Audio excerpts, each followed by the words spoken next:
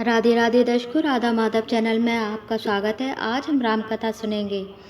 रघुकुल में एक दशरथ नाम के प्रतापी राजा हुए जिनकी 3 रानियां थीं, पर अधिक अवस्था होने पर भी उन्हें कोई संतान न हुई। तब निराश होकर वे अपने कुल गुरु वशिष्ठ के पास पहुँचे।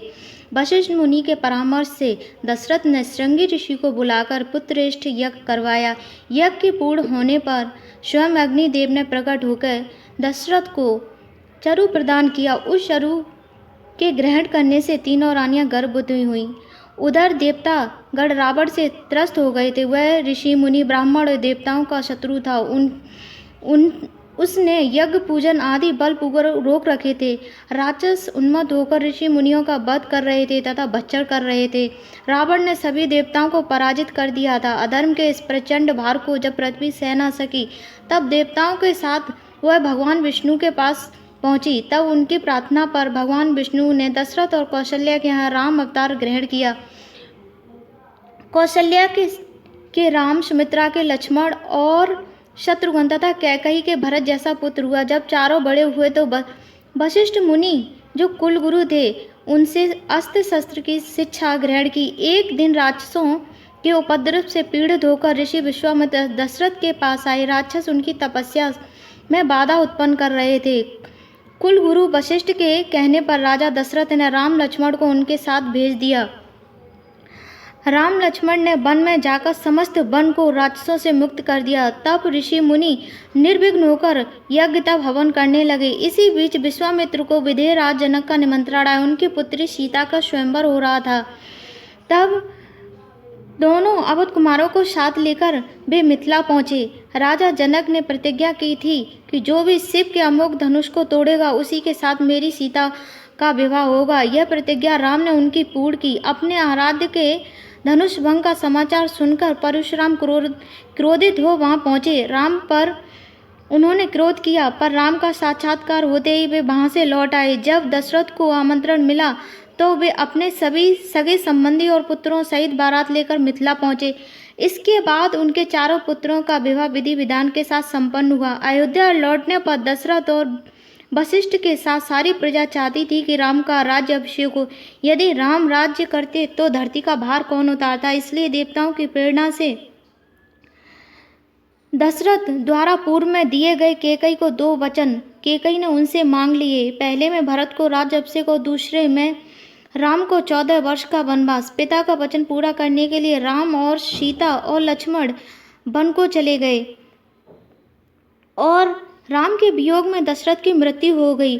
उस समय शत्रुघ्न और भरत ननिहाल में थे। ये समाचार सुनकर वे तुरंत अयोध्या लौटे और अपने पिता का अंतिम संस्कार किया। इसके बाद समस्त समाज को साथ लेकर वे राम को वापस लाने के लिए चित्रकूट पहुंचे, पर राम की आज्ञा से उनकी चरण पादुका लेकर वापस लौट आए और उन्हीं चरण पादुकाओं को राम के प्रतीक के रूप में सिंहासन पर विराजित कर दिया। भरत ने तपस्वी वेश में 14 वर्षों तक नगर में न जाकर बाहर रहकर ही राम का प्रतिनिधि बनकर अयोध्या का शासन करने का संकल्प किया। राम चित्रकूट से आगे दंडकारण्य पहुंचे और वहां पर कुटिया बनाकर वनवास का समय व्यतीत करने लगे। एक दिन वन में रावण की बहन शूर्पणखा पहुंची और श्री राम पर मोहित हो गई। विवाह के लिए कहा और सीता पर झपटी।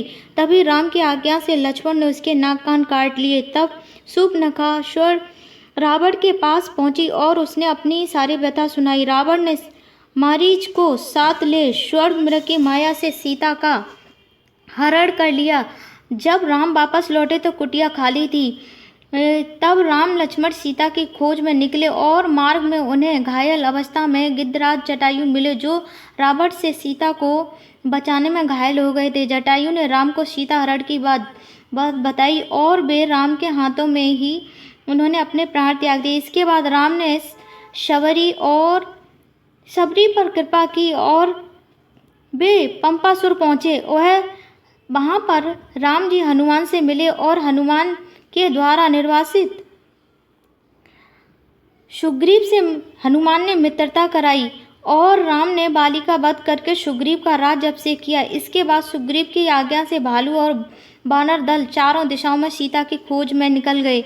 तब हनुमान ने समुद्र पार करके लंका में सीता का पता लगाया। इसके बाद सुग्रीव नल और नील के साथ भारी वानर सेना लेकर समुद्र तट पर पहुंचे और शिव की कृपा से समुद्र पर सेतु बनाकर लंका पर चढ़ाई कर दी। इस युद्ध में रावण, कुंभकर्ण, इंद्रजीत और समस्त राक्षसी सेना मारी गई। यह सब विभीषण के कारण ही संभव हुआ।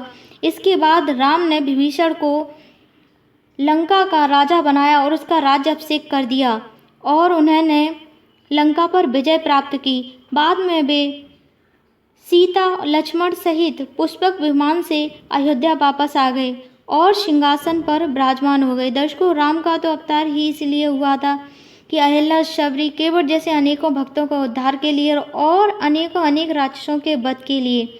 ये थी राम कथा। और अब अगली कहानी में हम फिर मिलेंगे। तब तक के लिए जय जय श्री राधा कृष्ण।